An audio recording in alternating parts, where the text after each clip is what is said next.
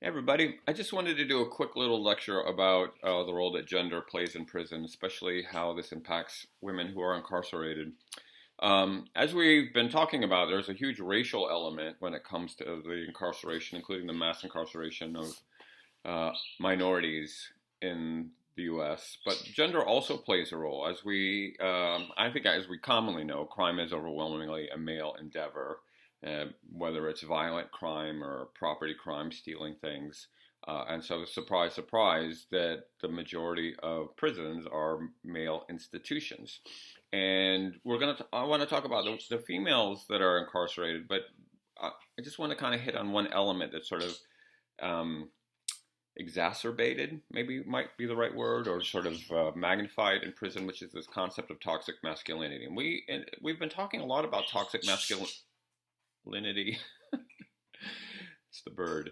We've been talking a lot about toxic masculinity in widespread culture now. In wake of the Me Too movement and discussions about rape culture and things like that.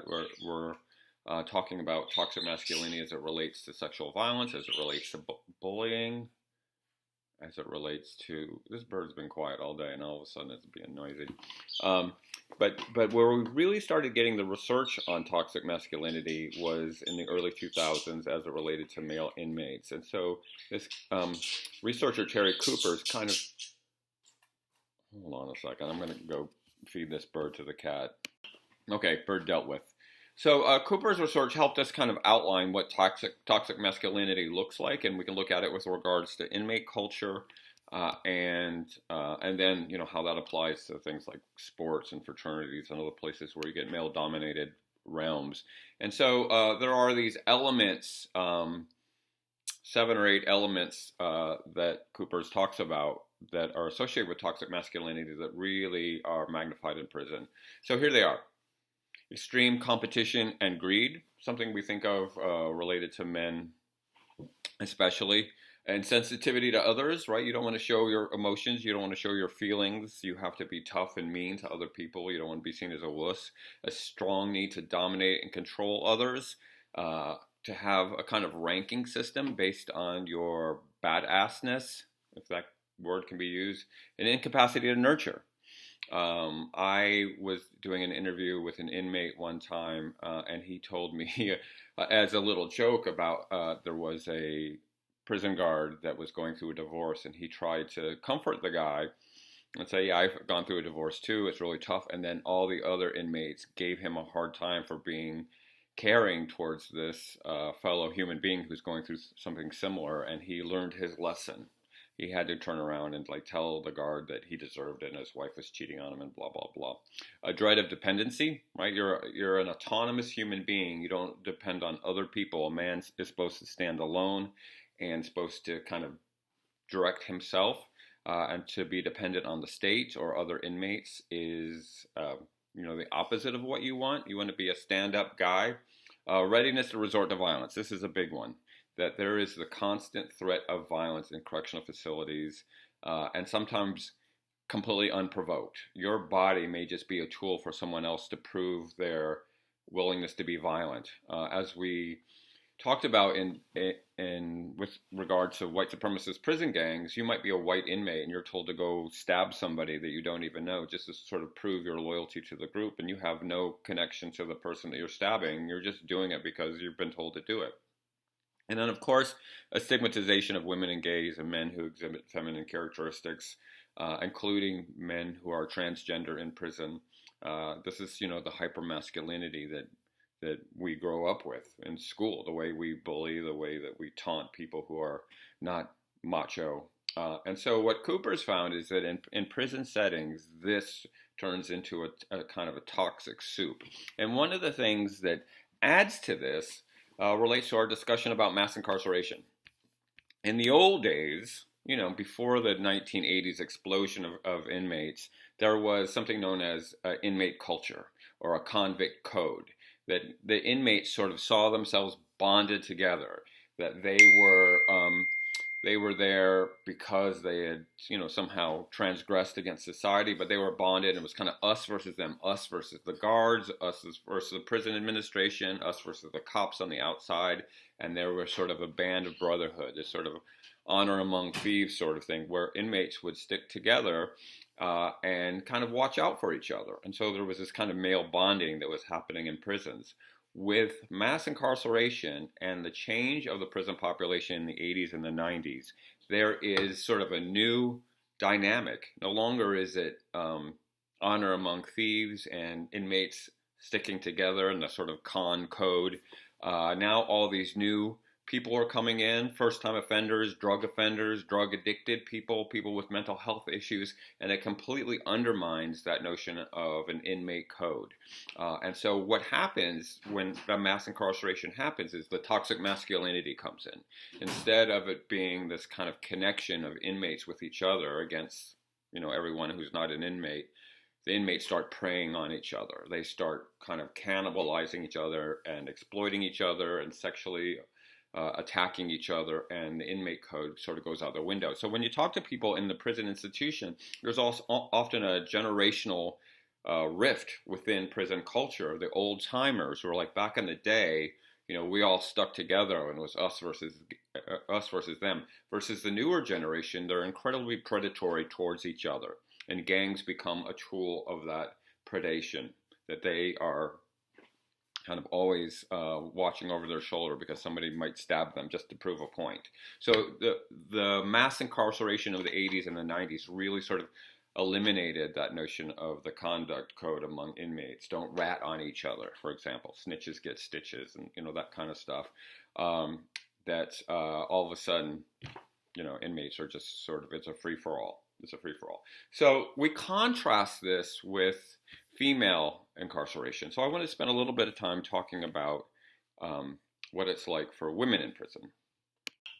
Currently, there's about 220,000 women in state and federal prisons. That's about 10% of the prison population as a whole. So again, they're kind of the exception when we talk about prisons. Sometimes when we talk about prisons, we have to have a sort of a separate conversation about female prisons.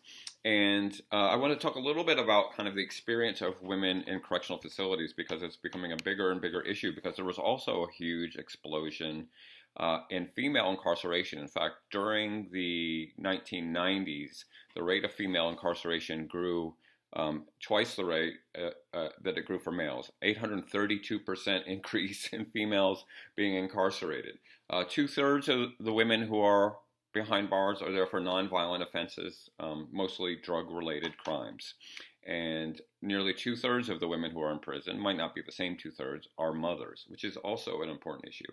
And surprise, surprise, women of color are disproportionately represented in prison when we look at especially drug crimes.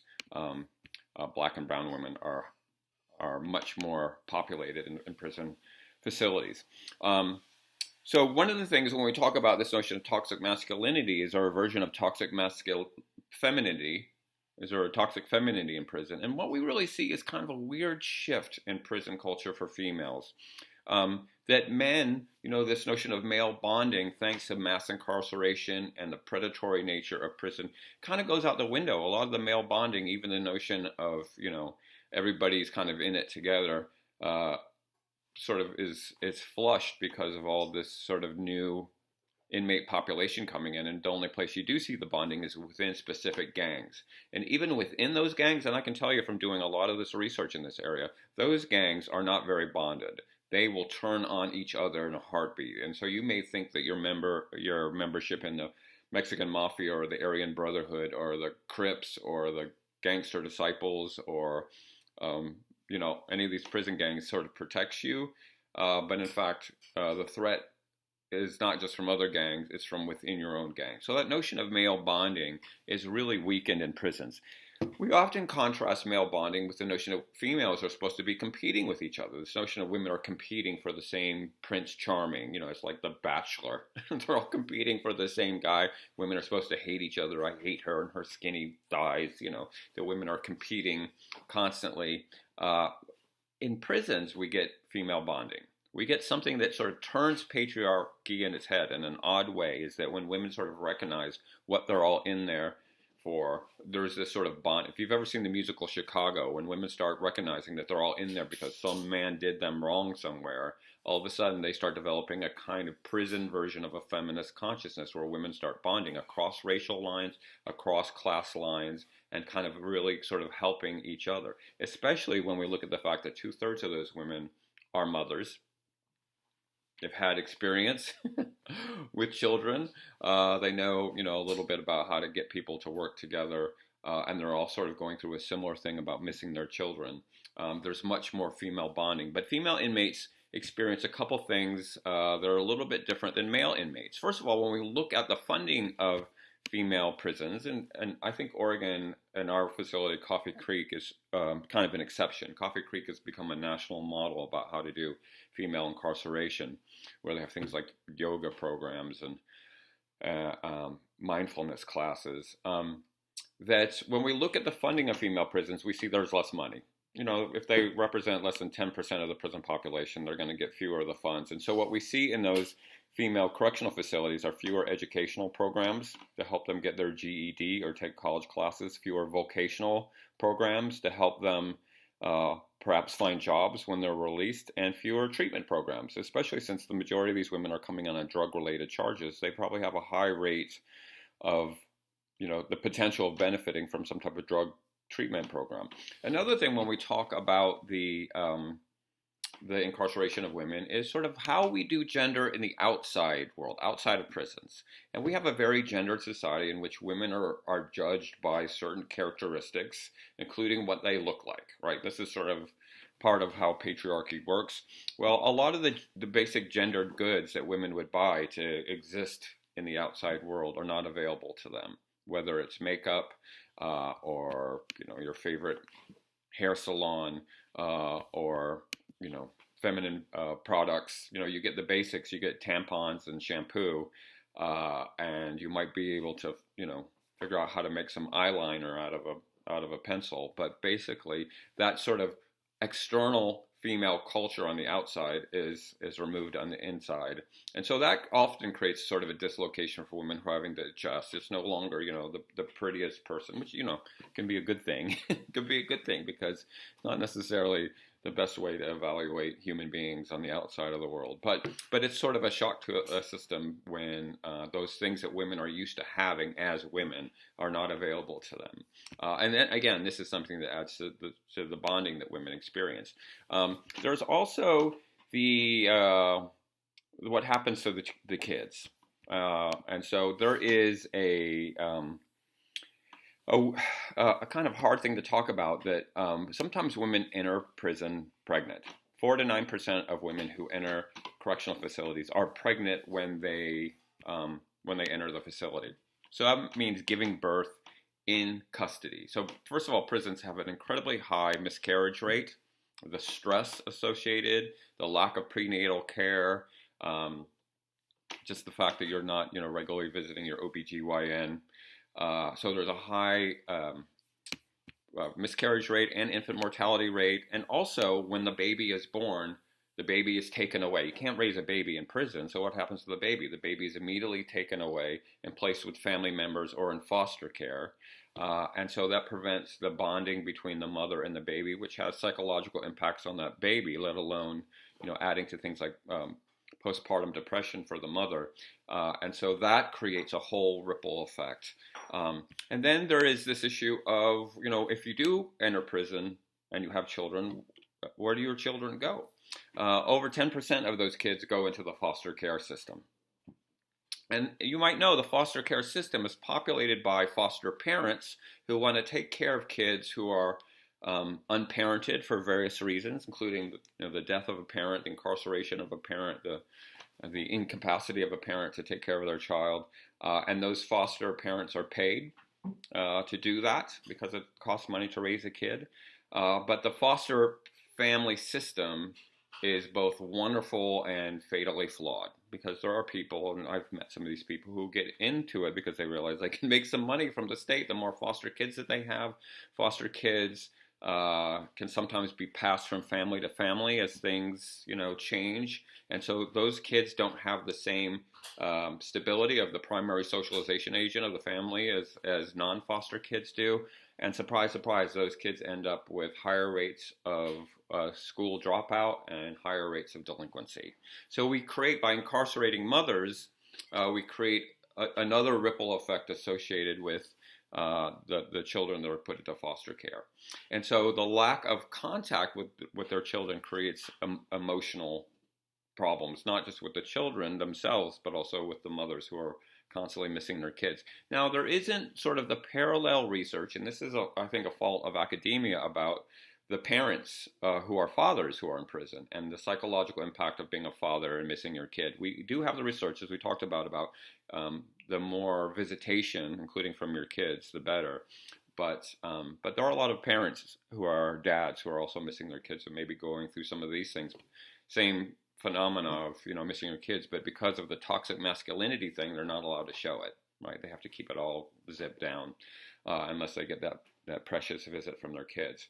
But what we do know about female inmates, based on the data, is there are lower rates of recidivism. Even though there are fewer programs for education, for jobs, for drug treatment, that there are more emotional consequences, including having your children ripped from you and placed in foster care, that females have a lower rate of reoffending. And some of that has to do with this discussion that we were getting into about visitation and the ability of women to separate themselves from their prisonized self.